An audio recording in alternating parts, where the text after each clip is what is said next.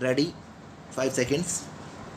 Ours is a country whose civilization and culture is more than 5,000 years old.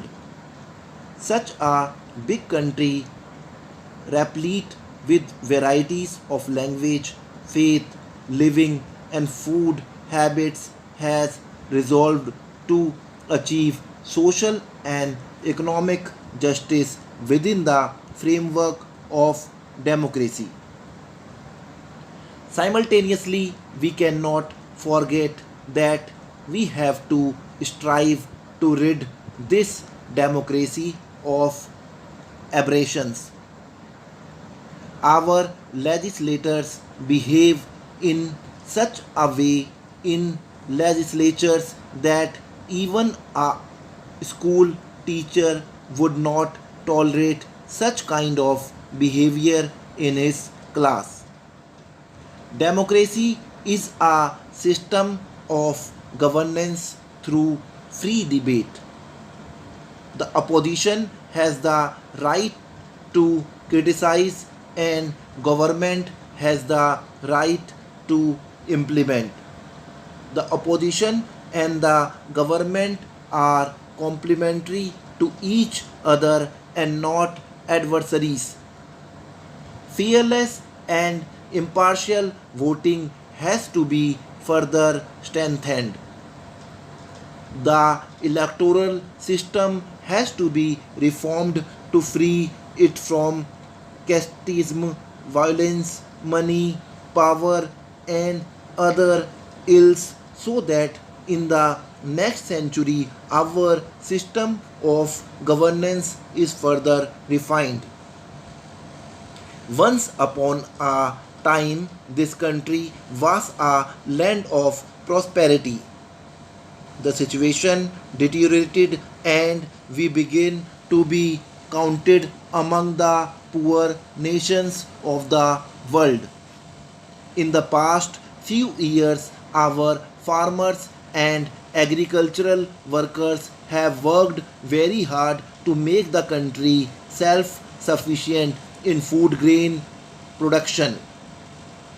An army with an empty stomach cannot fight, and a hungry nation cannot have a restful sleep. Our farmers have made the country self sufficient to justify their being called food providers. I can only pray to God that He shows happiness on the food providers. There is a shadow of sorrow in this happiness. Today, the condition of our food providers has become difficult. I feel very pained that this year in some states some farmers have had to commit suicide because they could not bear the burden of their debts. I offer my condolence to the bereaved families. As a tribute to these farmers, I have taken a decision. The crop insurance scheme will be broadened, new crops will be brought within its purview, and its geographical reach will be increased. A high powered commission will be formed to look into the real financial condition of farmers and to improve their economic condition. I want to assure our farmer brothers who are the backbones of the nation that they will never suffer under this government. In Odisha, hunger still stalks the people in places like Bolanagar, Khadinagar, and Koraput.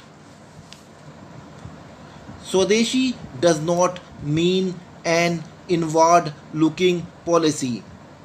The world has become a global village. Each one is dependent on the other. In this open market system, we can use our inner strength to stand up to global competition, and I have faith that we will. This 51st anniversary of independence is being celebrated not only in India but also around the world. Every person of Indian origin in every country is celebrating this sacred occasion with joy and enthusiasm. I give my good wishes to every person of Indian origin round the globe on this occasion. In some countries, our brothers and sisters are watching it live on television. Non resident Indians have brought strength to the economies of the nations where they have settled. Now they have an opportunity to strengthen India's economy. We have floated the Resurgent India bond. Non resident Indians around the world are taking benefit of this opportunity. So far, the scheme has brought in rupees 5,000 crore. I am confident that non resident Indians will take further advantage of this scheme. We will have to solve these problems. I know that all of you, especially our sisters, are feeling the pinch of the rising prices of some commodities. I understand your problem. Nature is to be blamed more for this than the government. But I know that by saying this, your burden will not be lightened. The finance ministry and the state governments will work together to combat the price rise. I also ask for the cooperation of traders. They should not indulge in hoarding or profit making. We will not hesitate in taking strong measures against such elements. I know that a number of festivals are coming up in the next few days. My effort will be to see that rising prices do not dampen your festive spirit. The country faces another problem, that of corruption, which is eating into the vitals of the country like cancer. We have decided to fight it. We have begun the fight from the top. I have not even left out the Prime Minister from the ambit of the Lokpal bill, which was recently introduced in the Lok Sabha. This has made clear our intentions to fight corruption at the highest level. Along with this, we wish to fight corruption in the bureaucracy. Very soon, I will initiate action to speed up work in the cell in the Prime Minister's office, which is looking into corruption cases against officials.